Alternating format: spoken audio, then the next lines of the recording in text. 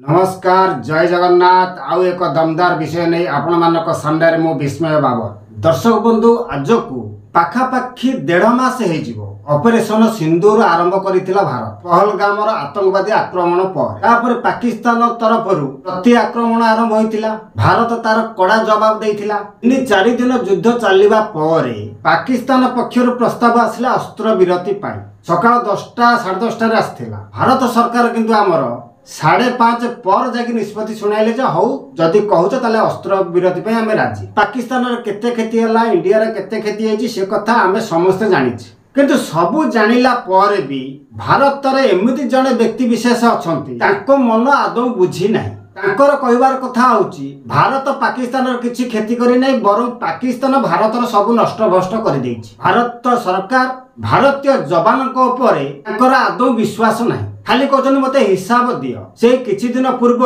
एक जनसभा को संबोधित करने को जाई एक नारा देइथिले नरेंद्र सरेंडर। से एमिति से सभार सब कहिथिले भारत विपक्ष रे जोइति पई तांकु प्रशंसा कराउछि पाकिस्तान रे। से वर्तमान पाकिस्तान रो पोस्टर बॉय पालटी जाइछंती। आ सेही महान व्यक्ति होचंती राहुल गांधी। तांकर कहिबार कथा होछि डोनाल्ड ट्रम्प को धमकरे भारत सरकार भारतीय जवान पाकिस्तान पाखरे सरेंडर करिछन। आपण माने कहतु आज्ञा सत्तर कोन पाकिस्तान पाखरे भारत सरेंडर करिछि?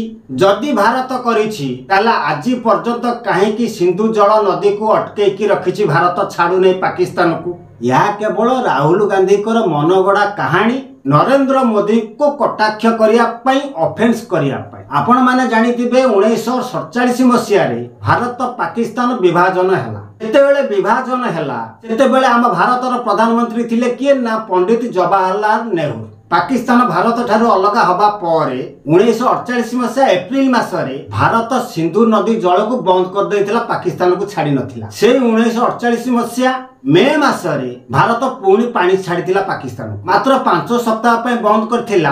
हा जल चित्कार करथिला पाकिस्तान सेतळ समय। तेबेले पाकिस्तान राष्ट्रपति थिला आयुब खान। से कहले निहाती भाबरे ये जलर गोटे परमानेंट निष्पत्ति हवा दरकार। वर्ल्ड बैंक रो सहायता लोडा गला। 1960 मसिया रे वर्ल्ड बैंक रो मध्यस्थता रे भारतर प्रधानमंत्री नेहरू एवं पाकिस्तान राष्ट्रपति आयुब खान को लेकी सिंधु नदी जल को लेकी सिंधु चुक्ति राजीनामा स्वाक्षर हैला। जो सिंधु जल चुक्ति राजीनामा स्वाक्षर हैला सेथिरे नेहरू हाथ काटिक लिखि देइथिले पाकिस्तान को आमे 80% नदी जल देई देबु 20% मात्र भारत पाई रखिथिले। माने चिंता करंतु भारतर जल भारत व्यवहार करिवो 20 भाग 80 भाग व्यवहार करिवो पाकिस्तान। पुणी डैम तैयारी करिया पई 83 कोटी टंका देइथिले। पुणी सेथिरे स्वाक्षर करिथिले भविष्यत रे भारत केबे तैयारी करथिबा डैम रो पंक उद्धार करि परिबो नाही कि भविष्यत रे सिंधु नदी रो तळ मुंडरे भारत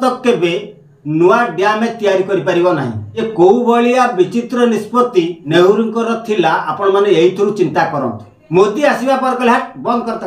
मोदी कहले पंक उद्धार हबनी काहे कि निश्चित हबो। मोदी भी एक नुआ डैम तैयारी करछन्ती आकाश गंगा नाम रे। कहले से राजीनामा को आमे मानिबुनी। तेणु एइथुरु चिंता करंतु नेहरूंकर पाकिस्तान प्रेम केते ताको हृदय भीतर भरि थिला। पुणी राहुल गांधी एथिरे कहउछन्ती नरेंद्र मोदी सरेंडर करिछन्ती। एते सब सरेंडर हेची कांग्रेस अमल रे आज्ञा। आउ गोटे घटना होची 1971 मसिया रो युद्ध।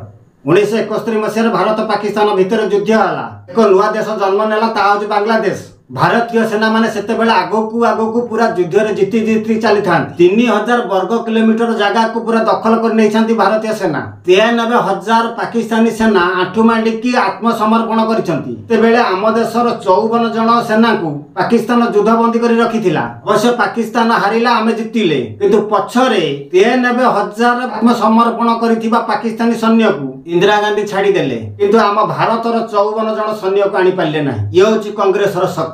पाकिस्तान रो जो अंचल को आमे पीओके कहूचे ताकू आमे आनी पाले नाही किंतु दखल करिथिबा 3000 वर्ग किलोमीटर अंचल को पाकिस्तान को फेरै देले कारण आमे हो जो महादानी। एठी किए सरेंडर कला?